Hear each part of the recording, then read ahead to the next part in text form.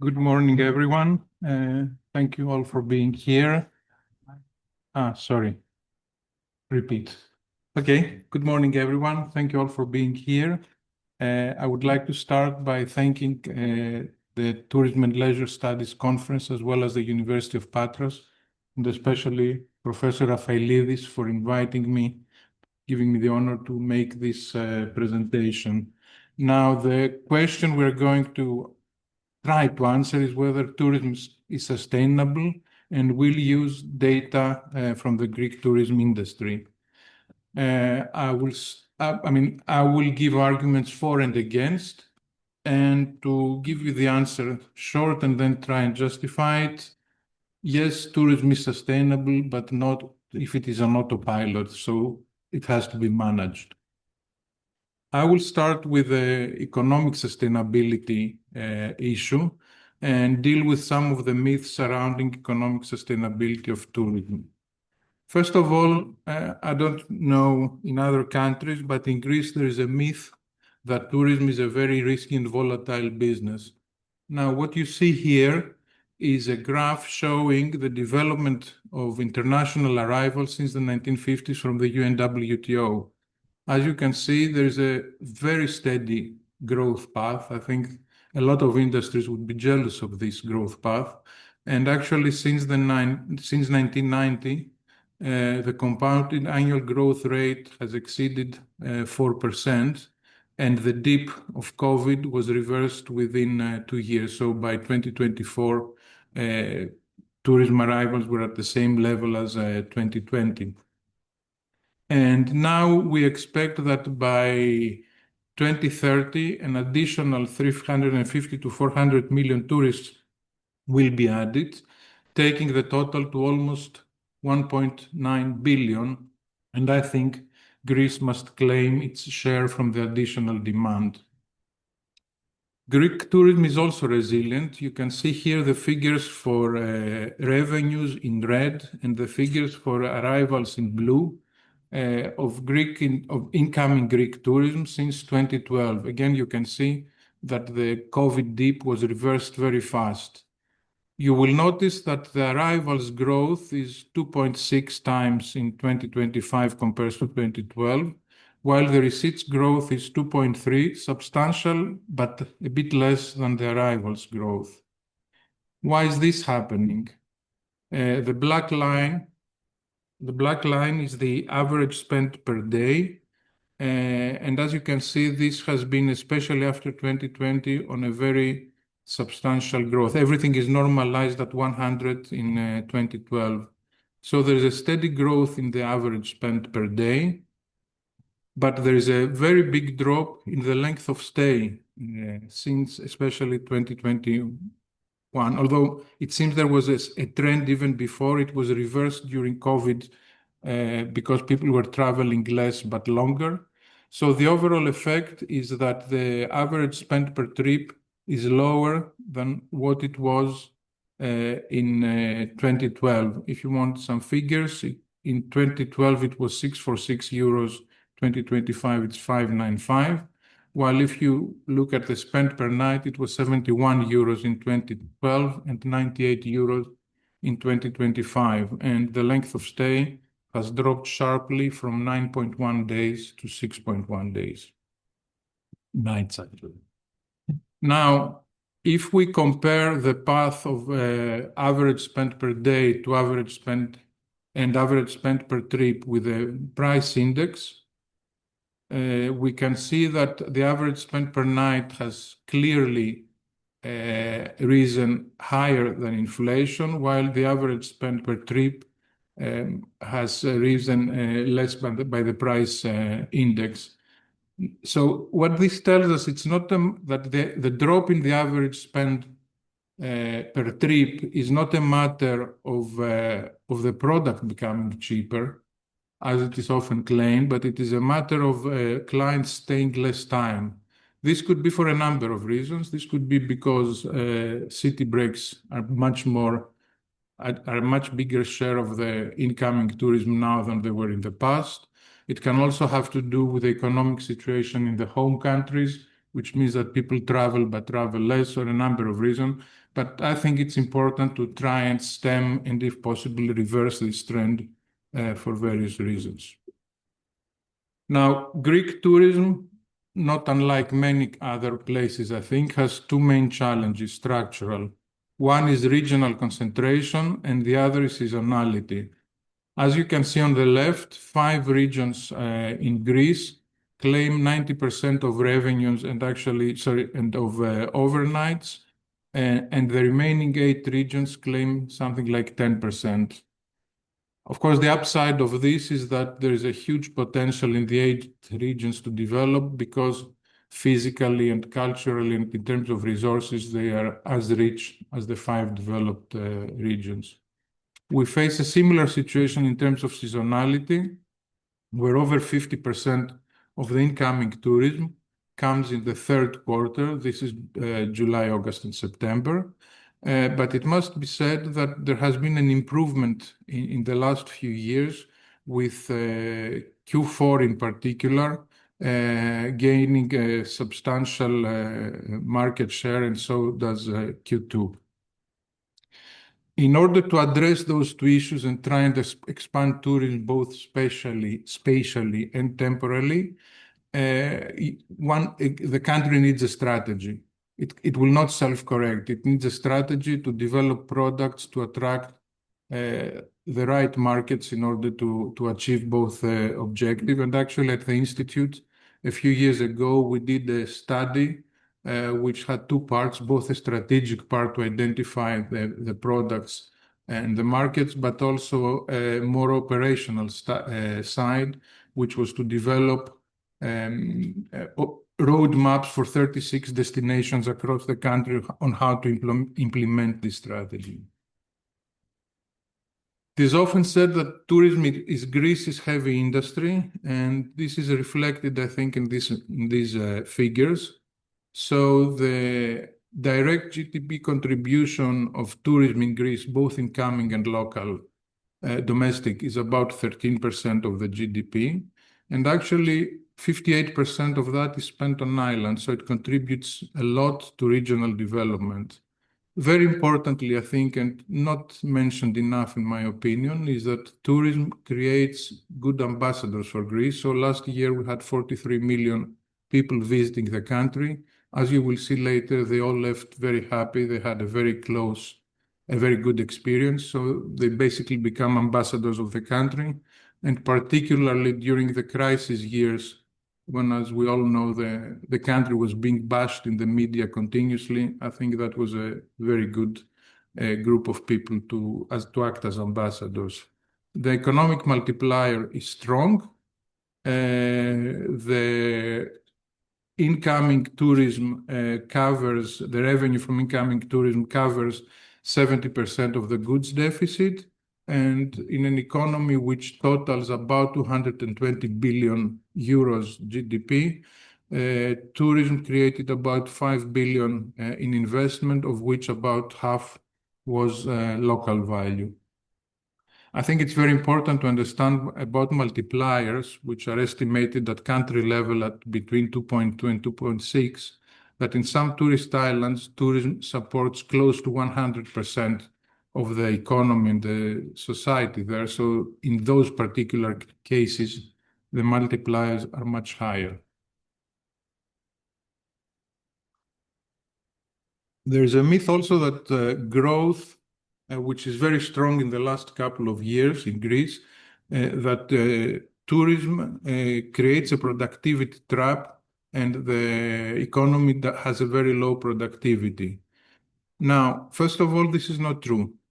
In the last 5 years, where the economy is under more or less normal circumstances, because you can't really measure these things in the depths of the crisis that we went through, the productivity growth has been 1.9% annually, so this is a very healthy figure. And you can't compare productivity now with productivity before 2010, because then GDP was debt financed. Now it is not debt financed. We're actually reversing the situation of overlending.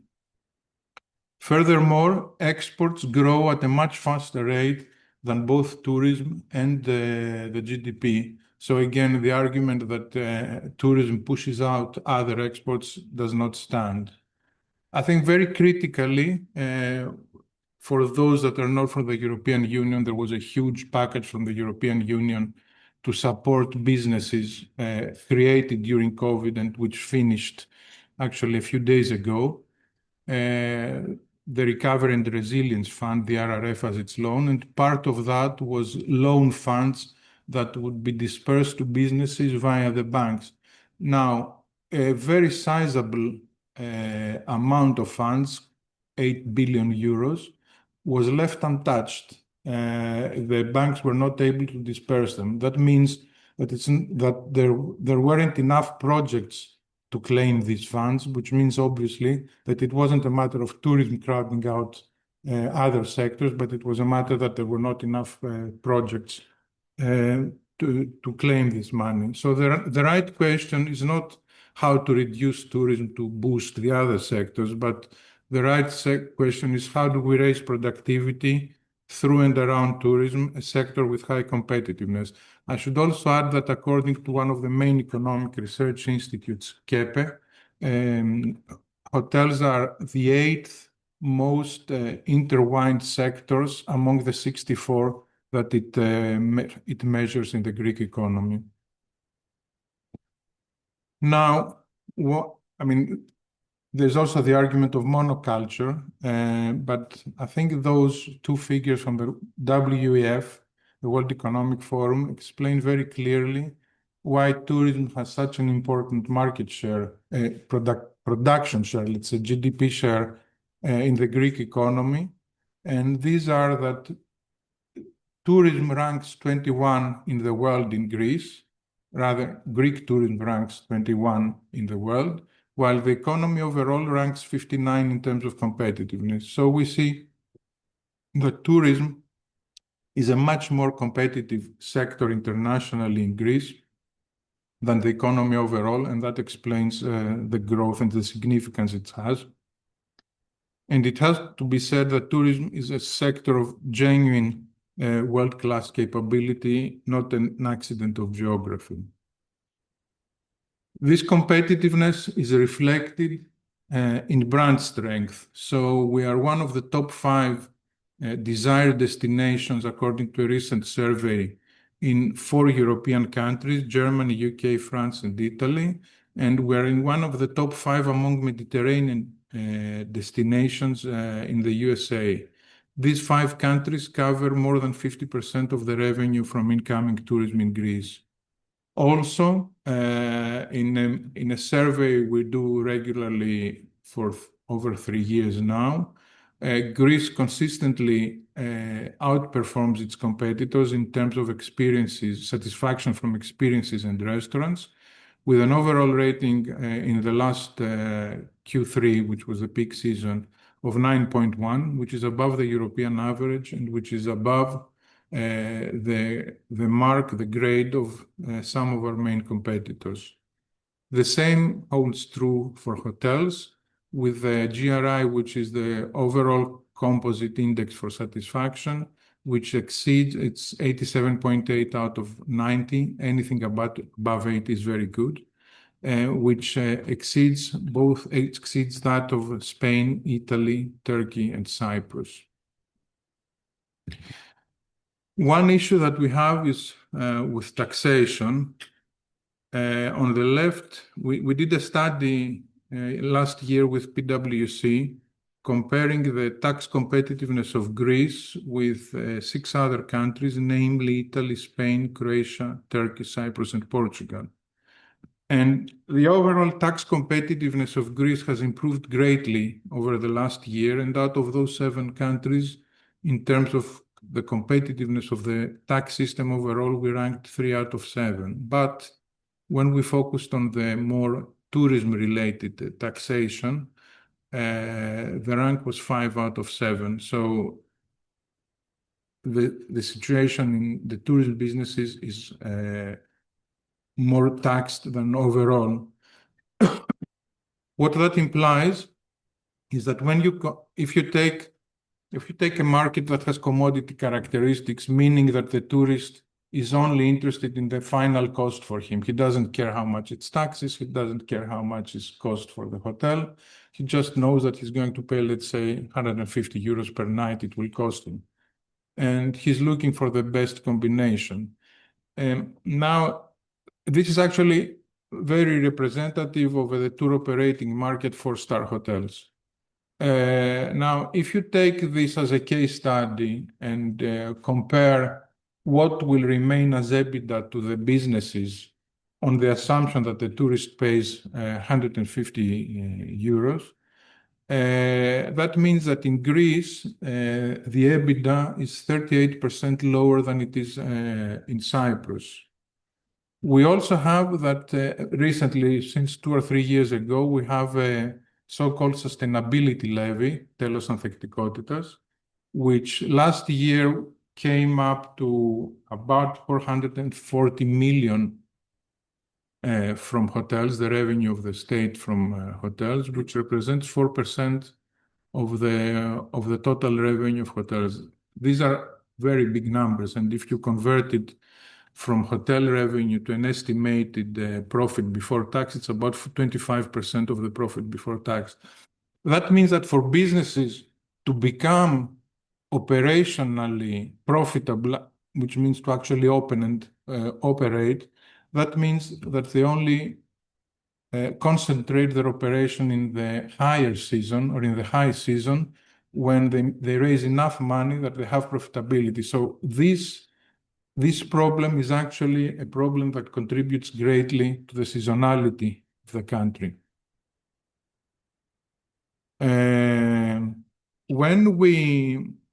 When we did a detailed analysis of the WEF tourism index that I showed you before, with other countries, we are actually ahead of Turkey and Croatia, but we're behind Spain, France, Italy, and Portugal. And the main reason had to do with infrastructure and governance gaps. We're far behind our competitors that are above us in ranking in those matters. And actually, one, I think, can measure the importance of the governance by seeing what happens during COVID.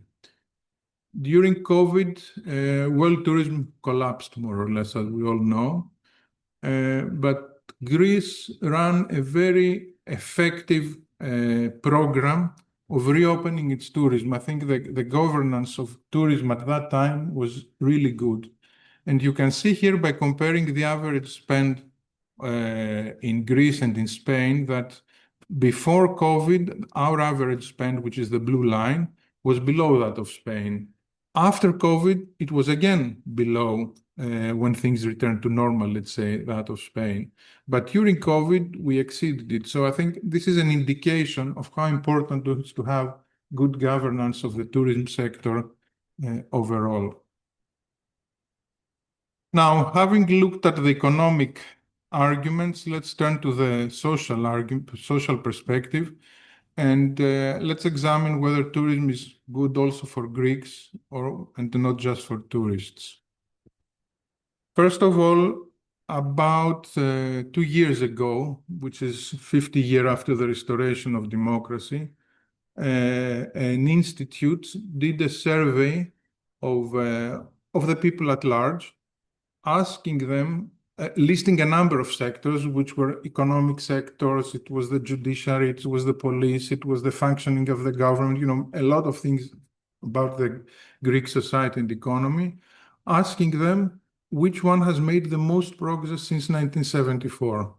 And tourism came up top with 54% singling it out as the sector with the most progress since 1974. So basically that means that the Greek society does value tourism. Also, between the 2011 census and the 2021 census, Greece's population declined by 3.1%, and there were some regions that had a decline of up to 10%. The only 2 regions that showed some growth were tourist regions, basically. This is the South Aegean, which are the Cycladic Islands and the Dodecanese Islands, the islands around Rhodes, let's say, and Crete, which had a marginally positive rate. So that, I think, does away with the myth that tourism sends away the residents from a place. It actually attracted more population. And I think the reason for tourism, especially in the island, is very clear. Here, it's an island, one of the Cycladic islands, and you can see where it's located, and you can see where Greece is located in terms of the European Union, which is its main market and its main economic activity. So basically, most of the islands, if we want to be a bit cynical about it, are rocks in the middle of the sea. So it is very difficult to see in today's division of labor worldwide what else can be developed in those places that can sustain the economic and social life of the islands.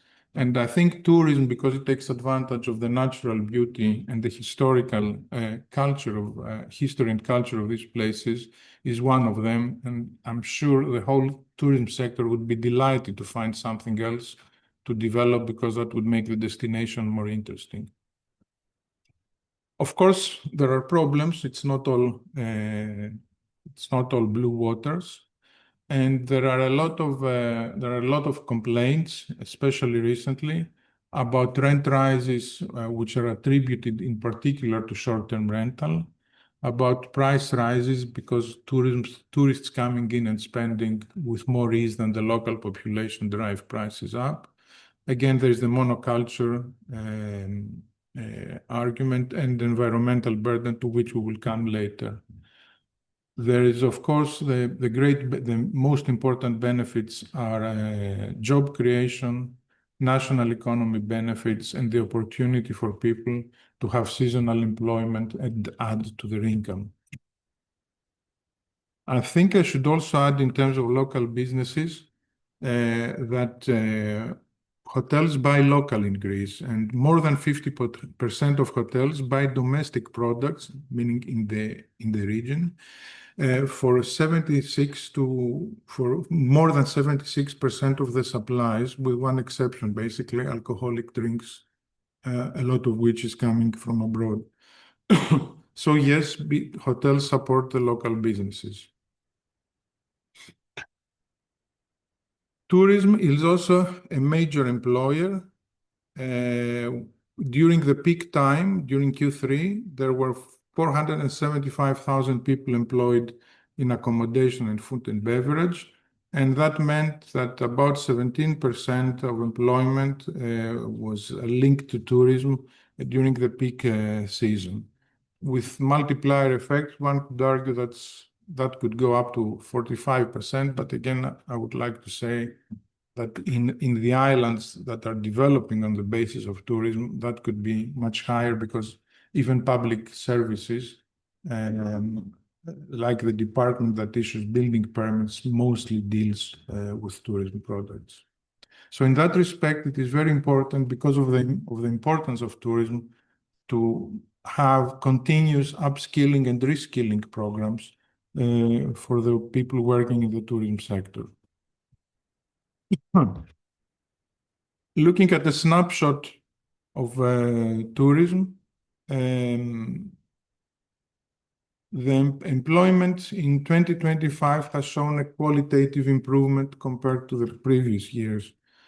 So there are in tourism, meaning accommodation and F&B, 90% of the employees were full-time versus 83.6% in 2015, 10 years earlier. I think it's important to distinguish, of course, between full-time and seasonal. So a lot of them were full-time during the season.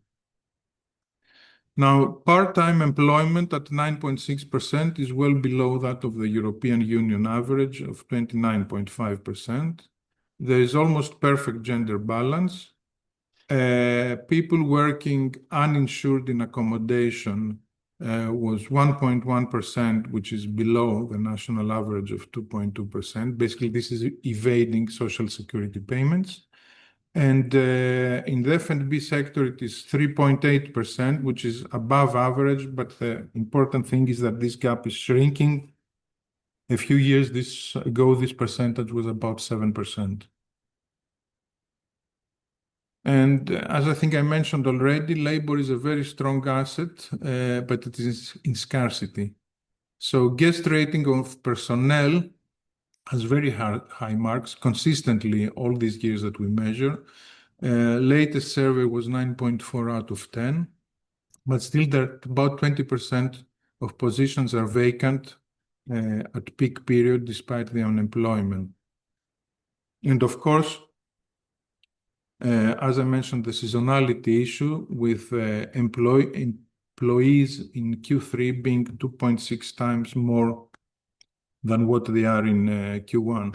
So it is important in order to attract and keep people in tourism, to offer not just jobs, but actually careers. And I think that's what will make it interesting for people to come and work in tourism and stay in tourism and not just do a job for 1 or 2 years before they find another one. And last but not least, I think tourism can be a matter of national identity and pride. In last year's WTTC conference, the Prime Minister of Italy said that tourism's value goes far beyond the strictly economic aspect. Because tourism tells the story of what we do best, allows us to promote our values and describes and relaunches our lifestyle.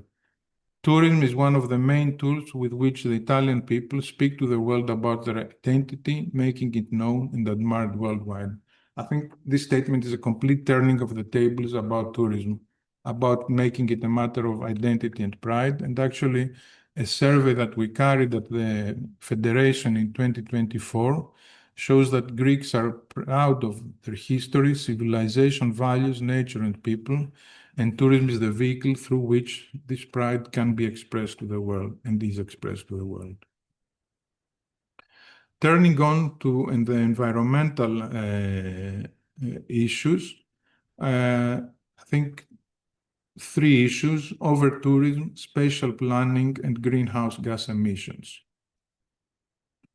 What Greeks actually think about over-tourism? A combined 75% plus thinks that there is an important issue about tourism, whether actual or about to become actual, while another 20% thinks that the more tourists, the better, we can welcome more tourists. What is the actual situation? This is a map that on which the current spatial plan for tourism for the country was based and issued by the Ministry of Environment. And what this does, it depicts the level of development of tourism in the various municipalities. So where you see red, these are the so-called overdeveloped. Where you see dark blue, these are the developed, and then the rest are either under development or not developed at all.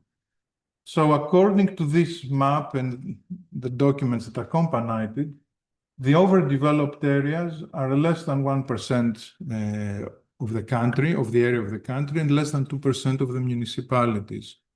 The developed areas, the dark blue, are less than 5% of the country and less than 8% of the municipalities, which means that 85% of the land area and 90% of the municipalities have very little tourism development. Actually, a friend of mine a couple of years ago was running for a member of the European Parliament, and he toured around Greece, and he was telling me that in many places they were telling him, "Can we have some over tourism, please? We want more tourism." And as I mentioned before, 8 of the 13 regions attract only 10% of tourism revenue. So it's not a matter of the whole country being overrun by tourists. I think it's a matter of concentration in specific areas, which is definitely a matter of destination management, because there are other places in the world that has a much higher concentration of tourists. I mean, Mallorca is one, and they still manage it doesn't feel the same way. Two factors that contribute a lot to this sense of overcrowding in the red areas that I showed you are the seasonality and the shorter length of stay. The seasonality, as we said, people come in Q3, so more people, but I think the shortening of the length of stay also contributes. Sorry, but the seasonality is not just a Greek problem. As you can see in the graph in the middle of the slide, these are international arrivals in Europe, and you obviously see that the seasonality is a European matter and actually a worldwide matter. And that has to do, one, with the school holidays, and two, with the sun and beach being the most wanted product worldwide. But I think the drop of the length of stay contributes to this overcrowding, because that means that people stay fewer days, and so they try to go just to the main monuments and do not disperse in the rest of the area where they are. Actually, sometimes I wonder, in the past we used to blame the tour operators for everything, but I wonder whether that was a better system, because under the tour operating system, tourist flows and tourists overall were managed. They would be in a specific area, they would travel by bus, they would go in an organized manner. I think there was more structure in tourism. Another myth which exists is that luxury hotels have concreted our beaches and they restrict public beach access. So in this study, what we did is we mapped all the hotels that are on the beach. So a hotel like this, which is behind the road separates the beach from the hotel. This is not considered to be a hotel on the beach. So if we have only hotels that are on the beach, they cover less than 1% of the coastline of the country. And actually islands where they cover more than 1% of the coastline of the country, there are only 7 of those islands. And the maximum coverage is in Heraklion with 4.4% of the coastline. But of course, we also have to take into consideration that a good part of this coastline is rocky. And in that respect, it's not accessible by the population at large. And I give you some indicative numbers of main tourist destination where the hotel is on a rocky coast.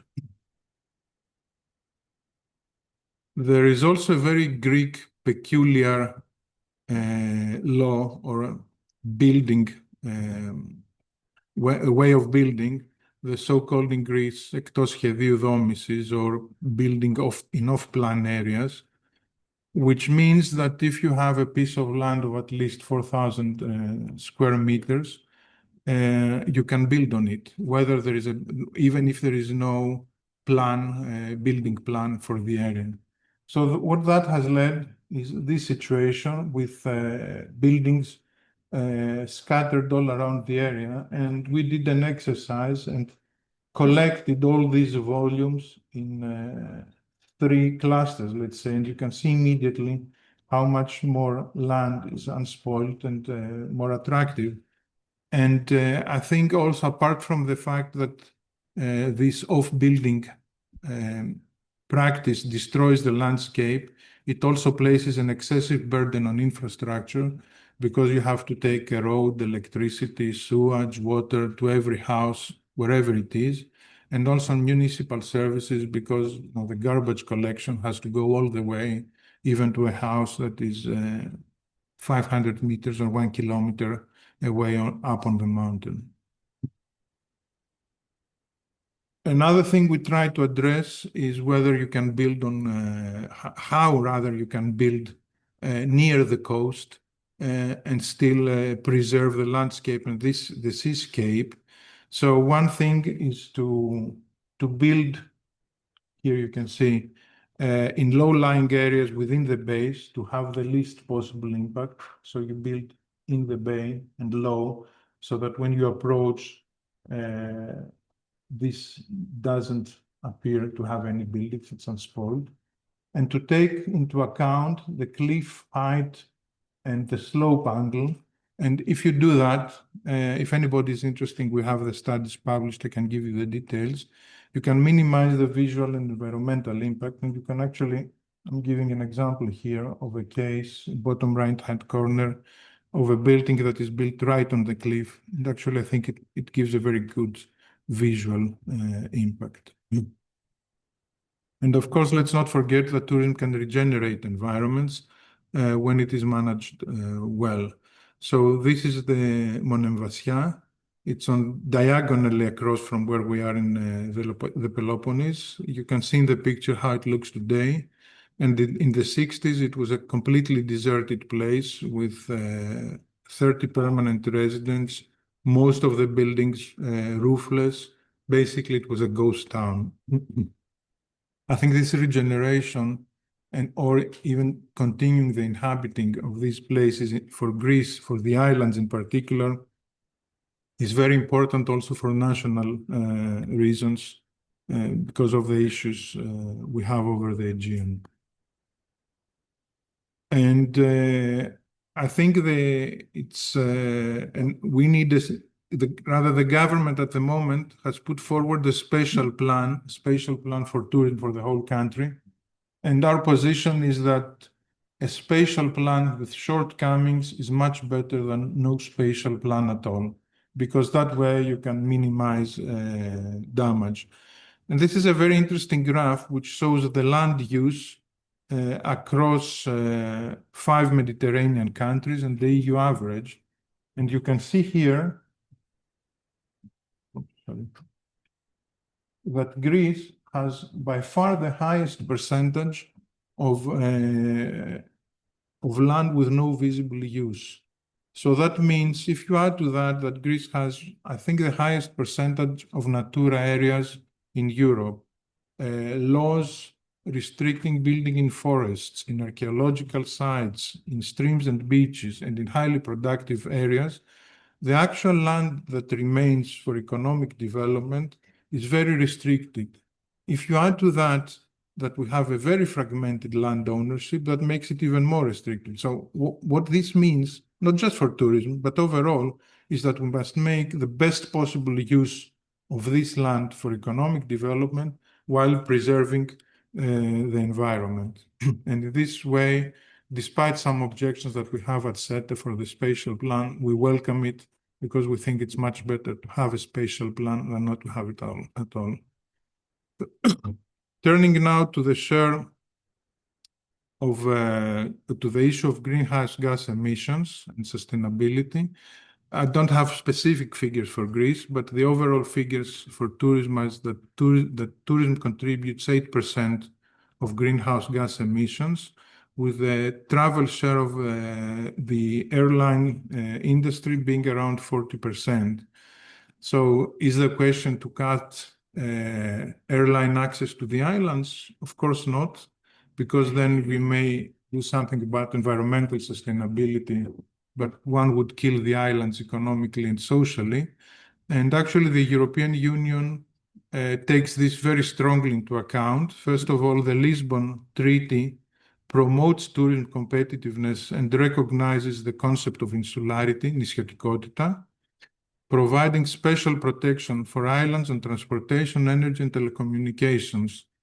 And also in 2020 at the European Union Summit, when the targets were set for greenhouse gas emission reductions, it was expressly stated that targets are collective, no one is left behind, which means that the targets are not distributed horizontally across all the areas, but these matters of insularity have to be taken into consideration. Of course, the Greek tourism industry must try harder.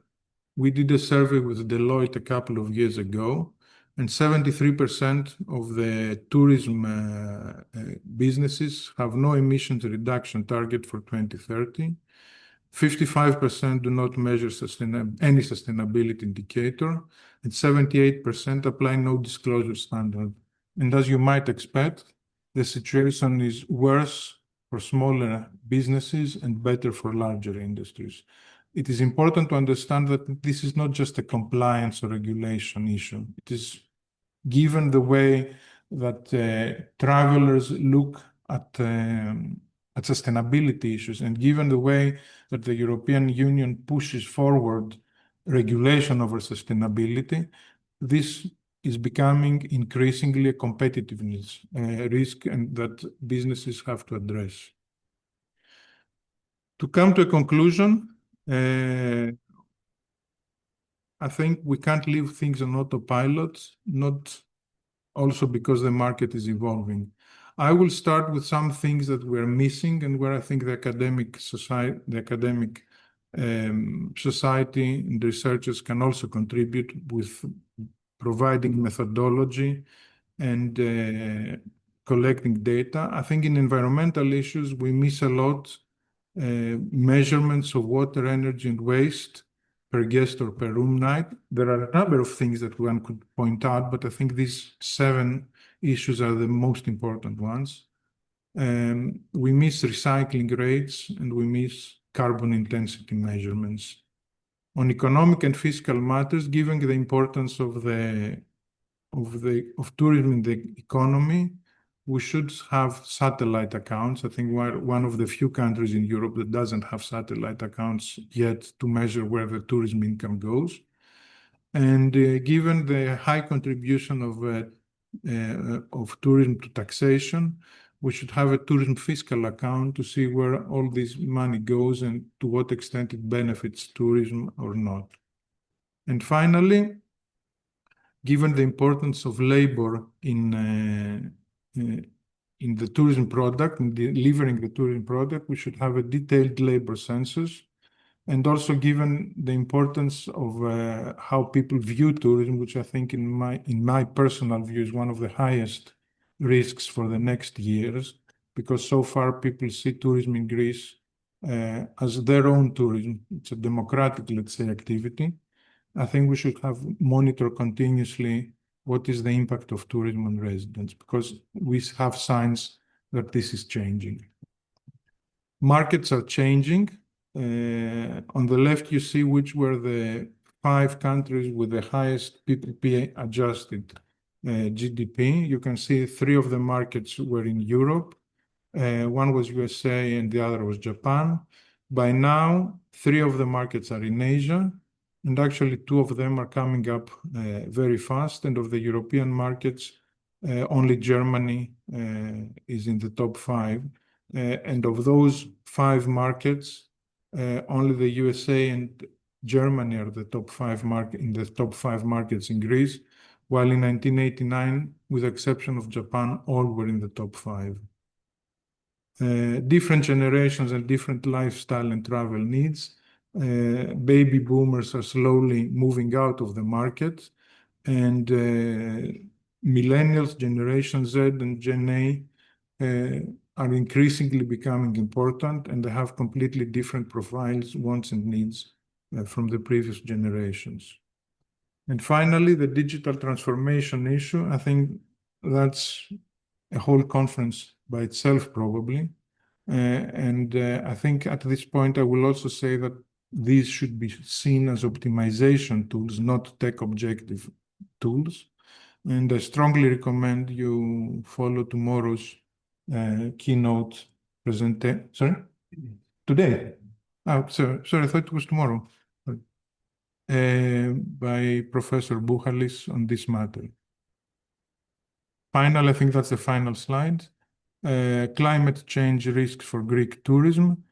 According to NASA, sea level in Greece will rise by 0.2 to 0.3 meters by 2100.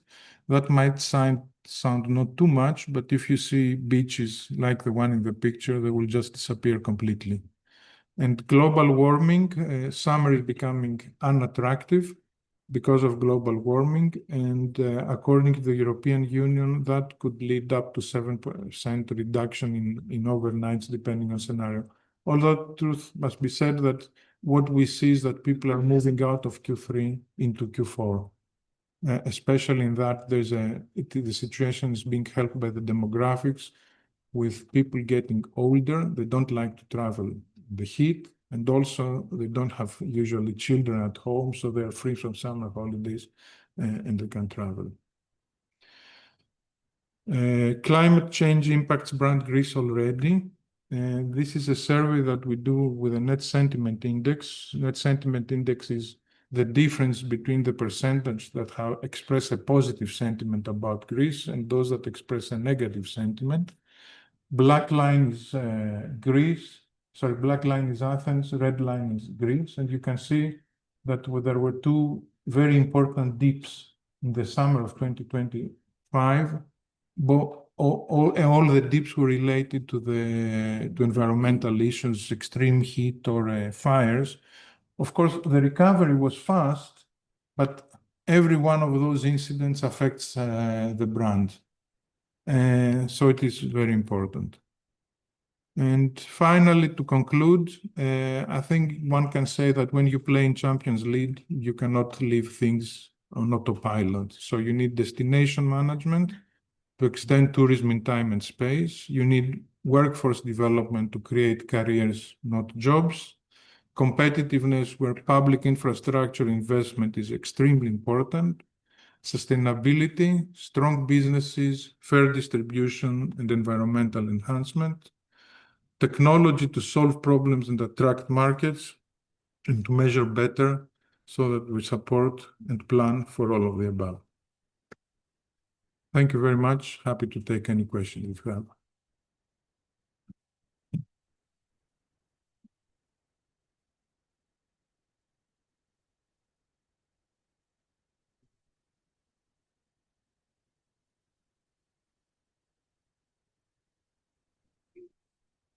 This speech of yours is fascinating to me.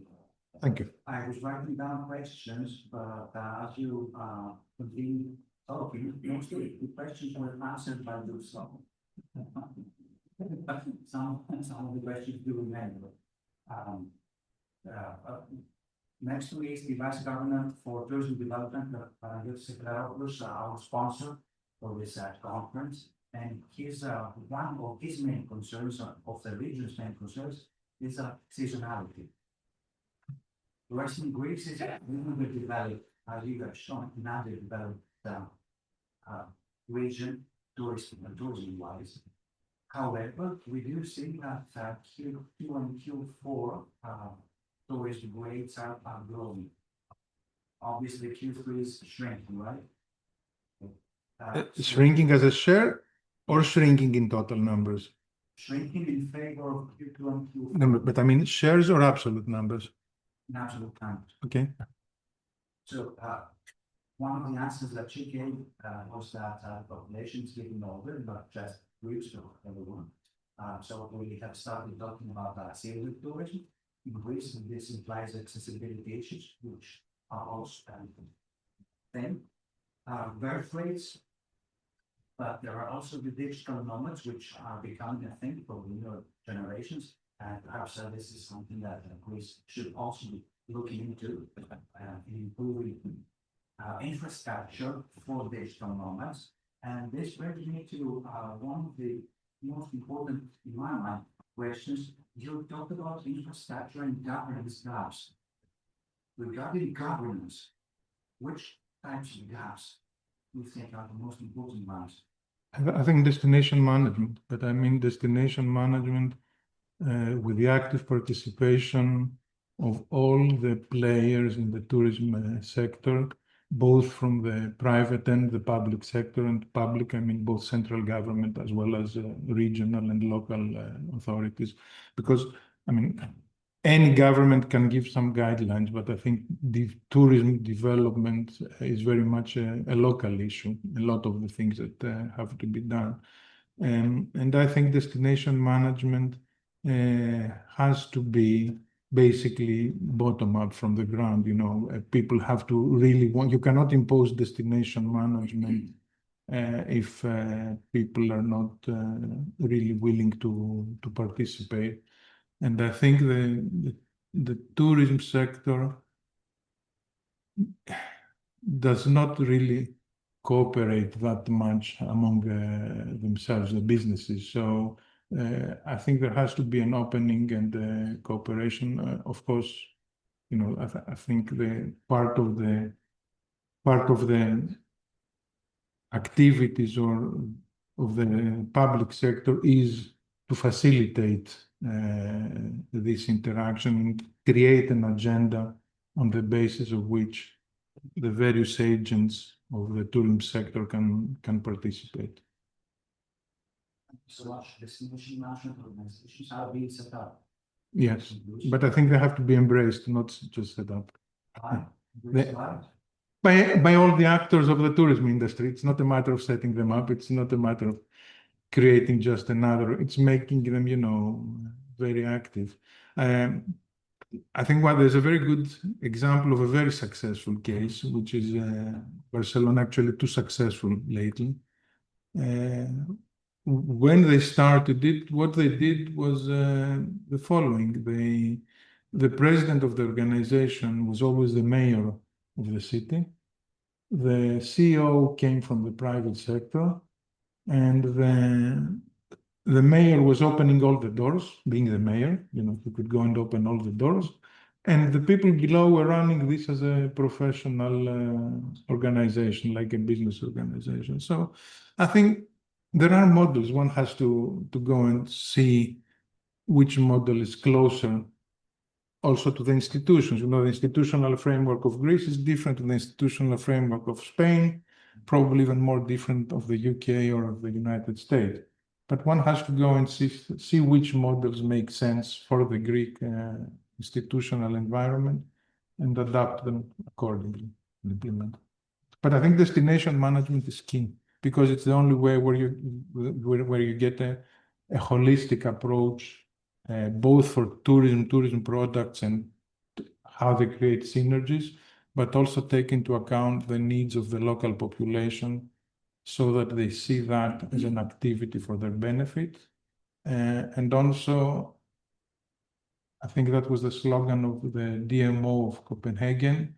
You can only have happy tourists if you can have happy residents. So you give attention primarily to the residents, and if they are happy, the tourists will follow.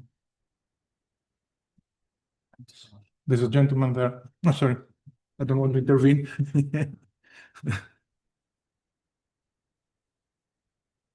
First of all, it's a pleasure to see one of us here on the group. It's been coming up in the discussion to the yesterday. I'd like to be as one of the 7 remaining residents inside the Council of Mombasa and the others. Aside from that, there are a lot less residents, a lot more businesses, which is very good for us there. I would like your personal and possibly your professional opinion on something you said earlier with regards to the angle of construction for both environmental and visual sustainable or protection, right, where building isn't that exactly. You are using the example of Mombasa, and we have this construction of the cable car, telephony. Mm-hmm. If you could just comment on whether this is something the locals want or whether this is good for tourism. And look, I haven't seen it, and I haven't seen, the detailed plans or anything. And I think, so I cannot really comment, honestly, I cannot really comment on that. I think what I can comment is that those projects need extra careful planning.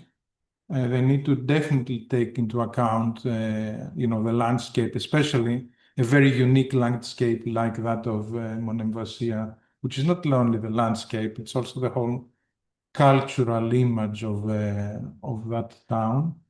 And also, I'm very much in favor of taking strongly into account the opinion of the locals. So if the locals say at one point, we don't want any more tourism, that's fine by me. You know, if the locals say we're okay as we are, we don't want that, or if they say we want it, but we want to be persuaded that it would be done in the right way, that has to be taken into consideration. I think forcing tourism on people at some point will backfire. There are many places across the country where tourism can develop. As I told you, there are many places. The example I gave with my friend who was a candidate for the European Parliament that will welcome tourism. There are actually, I mean, in the survey that we did about regarding tourism at SETE in 2024, it was interesting to see that the over-tourism constraints were fewer in the islands than they were in the mainland. So, you know, the people that live from tourism, and they realize that they actually live from tourism, there wouldn't be much to do in the Cycladic Islands if tourism went away. They put up with some of the things that make their life more difficult because everybody puts up with some of the things to make a living. So going back to your answer, I cannot comment specifically.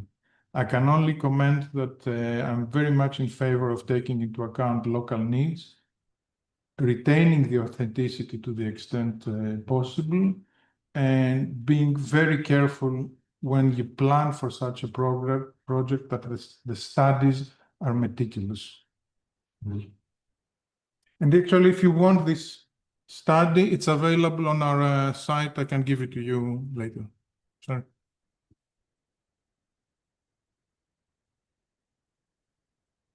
Thank you very much. That was Forgive me. There was a person proceeding. You can go. Oh. You last. Yeah, apologies. Thank you very much. That was insightful data. I'm interested in what is next with the data in terms of public policy consultations in addressing some of the issues, given the data you provide. For example, in terms of development, governance is also, are you engaging, are you sending proposals for public policy and consultations and addressing some of the key areas the data has provided? Thank you. Okay, what we do at the Institute in my department is we do the following things. We collect data, we disseminate data. So most of the data that we have, over 90%, is publicly available. We prepare studies based on that data that are basically of a practical policy issue approach. And we advise the board of directors of the association on policy matters. So when they have an issue to discuss with the ministry or with other social partners, we would prepare some documentation, make a recommendation, and then it's up to the president or the board to decide how much of that to adopt and go forward. So yes, we prepare for policy, make recommendations.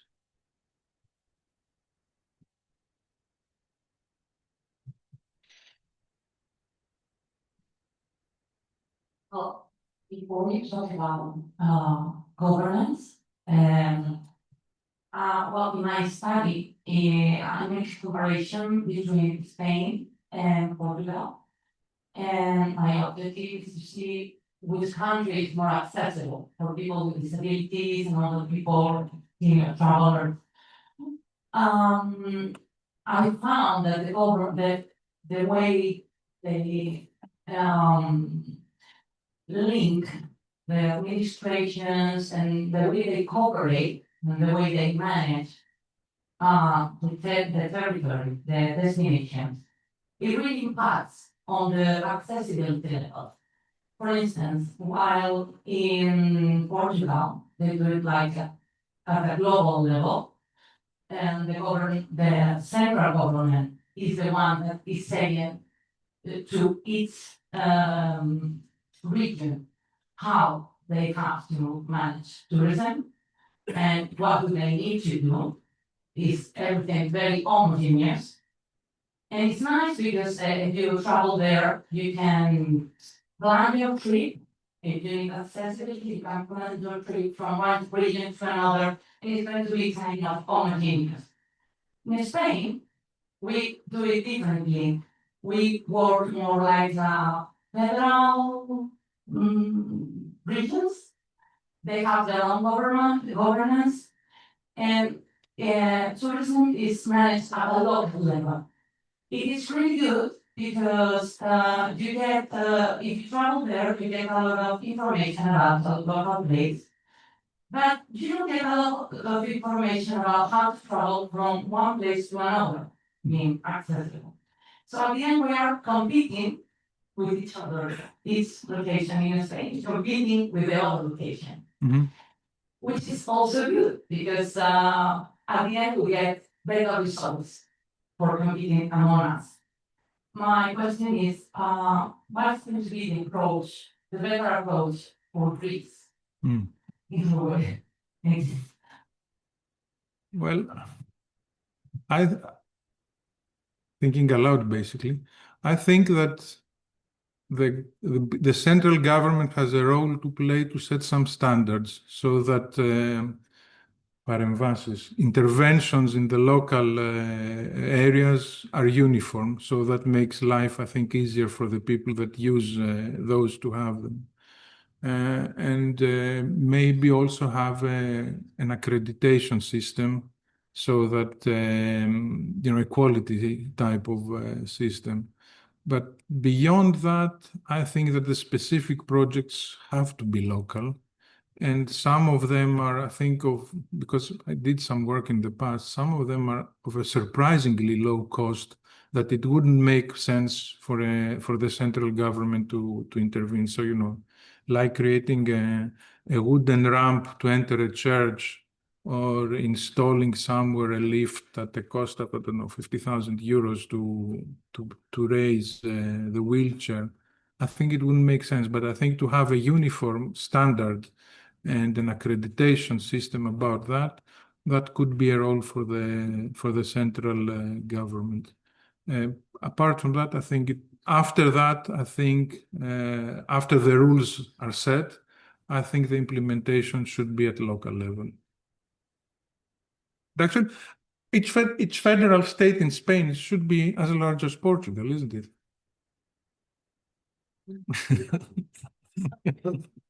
Okay. Thank you. We are running a bit late. As you want to forward.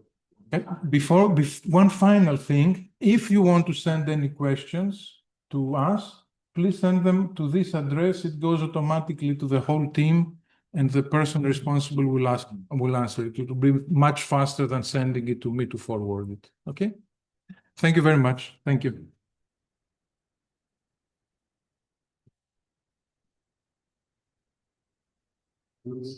After the stage, for the foundation, and our vice governor has informed all our board rights.